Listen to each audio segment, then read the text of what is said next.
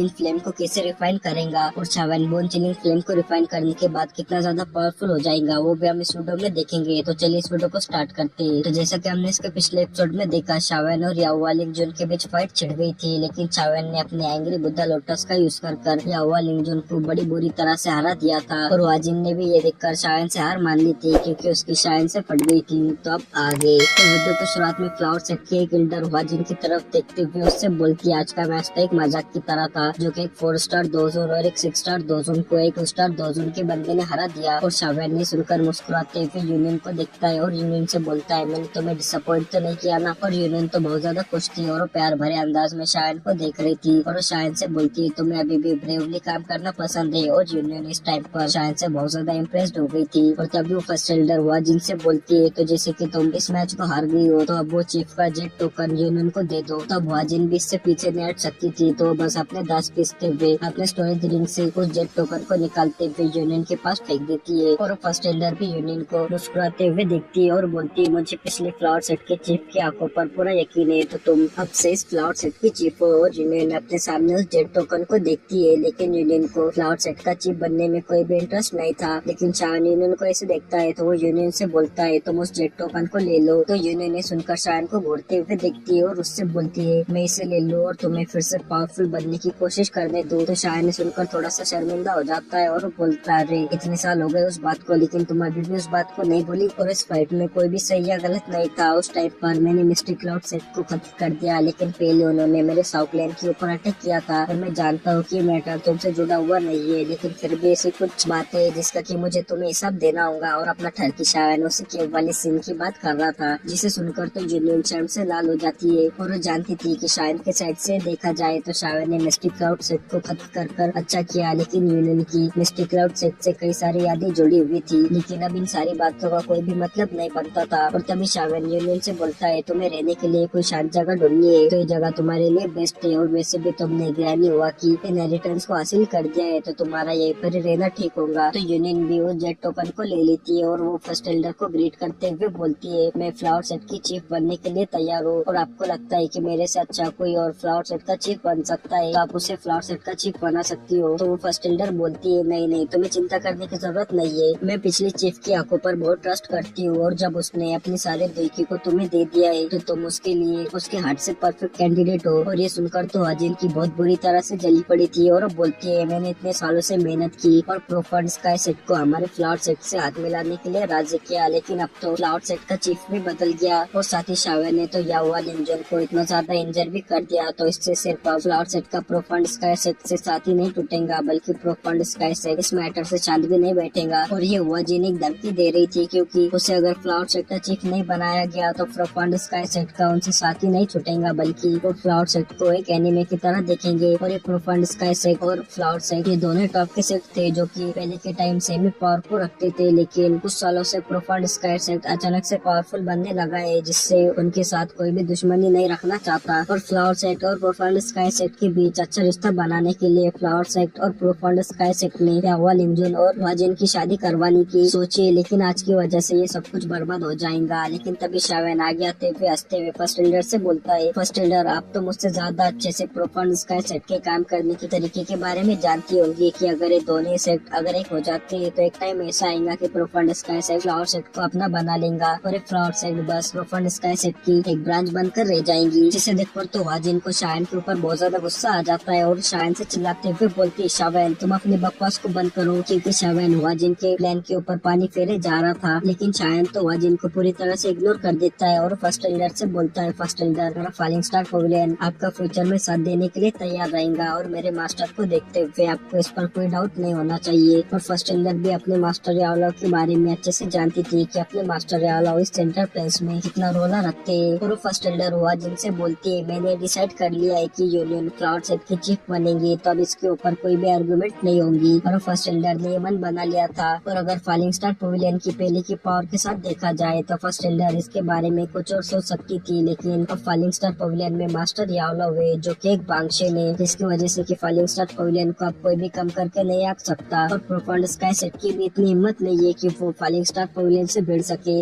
और ये देखकर याओ लिंगजुन बोलता है जैसे कि ग्रेट एल्डर ने ये पहले डिसाइड कर दिया है तो मैं ये उम्मीद करता हूँ कि आपको बाद में कोई भी रिग्रेट नहीं होना चाहिए। और अव्वा लिंगजुन ने बस यहाँ पर अपनी बेइज्जती नहीं करवाई थी, बल्कि आज यहाँ पर उसने एक बहुत बड़े मैटर को भी बर्बाद किया। और जब वो प्रोफांड स्काई सेट जाएगा तो उसे वहाँ पर अभी बताना मुश्किल होगा। और ये सुनकर वो फर्स्ट एल्डर अव्वा लिंगजुन से बोलती है, तुम्हें चिंता करने की जरूरत नहीं है, जो होगा वो हम देख लेंगे। और ये सुनकर तो अव्वा लिंगजुन यहाँ से फ्लावर सिटी से बाहर जाने लगता है। और वो जाते जाते शावन को बहुत ज्यादा गुस्से से देख रहा था, क्योंकि शावन ने आज यहाँ पर उसे पिट कर सबके सामने उसकी बहुत बेइज्जती कर दी थी। लेकिन शावन को तो इससे घंटा फर्क नहीं पड़ता कि अव्वा लिंगजुन फ्यूचर में उसे फंसाने के लिए आगे क्या करेगा। और वह जिन भी यहाँ से एक पहाड़ के ऊपर चली जाती है, क्योंकि वो अव्वा लिंगजुन के साथ नहीं जा सकती थी, भले उसके साथ जाने का कितना भी मन हो। और फर्स्ट एल्डर फ्लावर सेट के सभी बंदियों से बोलती है, फ्लावर सेट की लीडर यूनियन है तो सभी को अब यूनियन के ऑर्डर को मानना होगा, नहीं तो उसे सेट के रूल्स के हिसाब से पनिश किया जाएगा। तो तभी ये सुनकर फ्लावर सेट की सभी बंदियां अपने घुटनों पर आते हुए यूनियन को ग्रीट करती है, जिसे देखकर शावन यूनियन को चिढ़ाते हुए बोलता है, कांग्रेचुलेशन सेट चीफ यूनियन। और यूनियन भी इससे बहुत ज्यादा खुश थी। और यूनियन के फ्लावर सेट के चीफ बनने की एक सेरेमनी रखी जाती है। और इस सेरेमनी के खत्म होने के बाद शावन तुरंत ही फ्लावर सेट से नहीं जाता, क्योंकि वो यूनियन से इतने ज्यादा टाइम बाद मिला था। तो अपना शावन तो कितना ज्यादा टर्की है, तो वो इतने जल्दी तो नहीं जाएगा। और क्यों नहीं जाएगा तो तुम समझ ही सकते हो। और शावन यहाँ पर रहकर एक रूम था जो कि उसे यूनियन ने दिया था, उसमें अपनी बोन चिलिंग फ्लेम को रिफाइन करने के लिए बैठ जाता है, क्योंकि उसका एनिमी हॉलिप सोर्स था जो कि बहुत ज्यादा पावरफुल था। तो शावन को भी अपनी पावर को जल्दी से बढ़ाने के लिए इस बोन चिलिंग फ्लेम को रिफाइन करना था, जिससे उसकी पावर थोड़ी सी बढ़ जाएंगी। जिससे शावन बोन चिलिंग फ्लेम को रिफाइन करने के लिए यहीं पर ही बैठ जाता है। और पहले अपने दोइकी को रिकवर करने लगता है, क्योंकि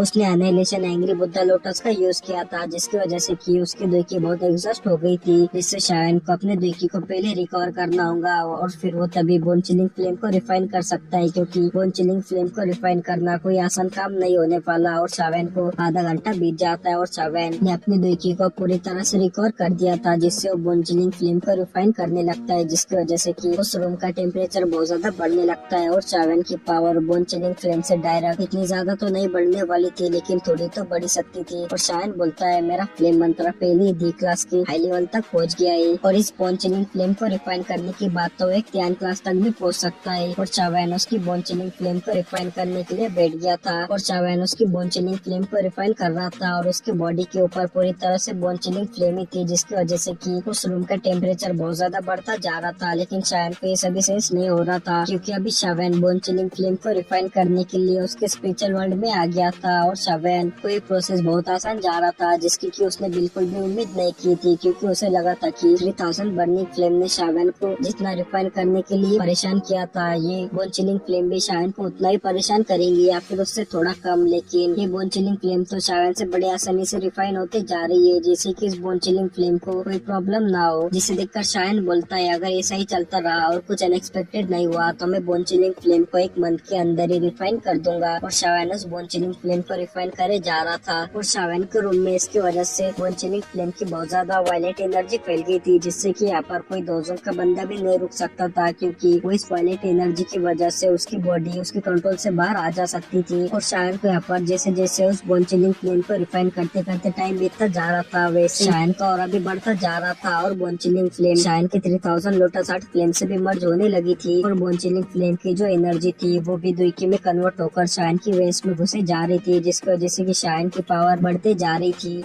और ऐसे शावन को हाफ मंथ का टाइम बीत जाता है। और इस रूम का टेम्परेचर इतने टाइम बाद बहुत ज्यादा बढ़ गया था, लेकिन इस रूम को पहले ही सील कर रखा गया था, जिसकी वजह से कि ये वायलेट एनर्जी यहाँ से बाहर नहीं जा पा रही थी, जिसकी वजह से कि इस रूम का टेम्परेचर बहुत ज्यादा बढ़ गया था। और वो वहाँ पर जो कुछ चेयर्स और स्टोन के टैबलेट्स रखे हुए थे वो भी मेल्ट होने लगे थे। लेकिन शावन तो अभी भी बोन चिलिंग फ्लेम को ही रिफाइन करे जा रहा था। और शावन के आसपास बहुत ज्यादा वायलेट एनर्जी बढ़ते जा रही थी, लेकिन शावन का ऑरा भी इससे बढ़ते जा रहा था। और शावन को यहाँ पर ऐसे ही और 10 दिनों का टाइम बीत जाता है। और शावन के स्टोन रूम के बाहर नाला नियरान थी, जो कि बोलने लगती है, लगभग 1 मंथ का टाइम हो गया है, लेकिन फिर भी अभी भी शावन स्टोन रूम से बाहर नहीं आया। तो यूनियन ने देखकर नाला नियरान से बोलती है, इसमें चिंता करने की क्या बात है, शावन की एबिलिटी के हिसाब से उसे कुछ नहीं होगा। और एक दोजन के लिए ऐसे इतने टाइम तक सिचुएशन में रहना कोई रेयर बात थोड़ी है। लेकिन यूनियन ऊपर से बोल रही थी, और उसे भी शावन की बहुत चिंता हुए जा रही थी, क्योंकि शावन जब से स्टोन रूम में गया है बोन चिलिंग फ्लेम को रिफाइन करने के लिए, तब से वहाँ से बहुत खतरनाक वायलेट एनर्जी निकले जा रही थी, जो कि किसी को भी चिंता करने पर मजबूर कर सकती थी। और इससे कुछ फ्लावर सेट के एल्डर्स भी थोड़ा सा परेशान थे, क्योंकि उन्होंने शावन के एंग्री बुद्धा लोटस की पावर को पहले ही देख लिया था कि ये बंदा कितना ज्यादा खतरनाक है। जो कि अब और कुछ अनएक्सपेक्टेड ना कर दे जिससे कि ये फ्लावर सिटी डिस्ट्रॉय हो जाए। लेकिन वो यूनियन को देखते हुए कुछ भी नहीं बोलते और यूनियन भी इनके मन की बातों को समझ सकती थी और वो अपने मन में बोलती है शावेन सच में किसी को भी चैन से नहीं बैठने देगा। और यूनियन उन एल्डर्स के मन को शांत करने के लिए उनसे बातें करने लगती है और उन बातों में उलझाने लगती है। और किंगलिन को तो शायन की बिल्कुल भी चिंता नहीं हो रही थी क्योंकि उसे शायन की सिचुएशन के बारे में अच्छे से पता था कि शायन को कुछ भी नहीं होगा। और यूनियन ये देखकर बोलती है लगता है कि चीजें फिर से वैसी है तो चलो वापस चलते हैं। और यूनियन ये बोला ही था कि तभी आके जमीन हिलने लगती है जिसे देखकर नाला नाडन बोलने लगती है ये क्या है। और तभी यूनियन शायन के रूम की तरफ देखते हुए बोलती है ये शायन के रूम से आ रही है। और यूनियन की पावर ग्रैंड युवा की दुखी की वजह से बढ़ती जा रही थी जिससे वो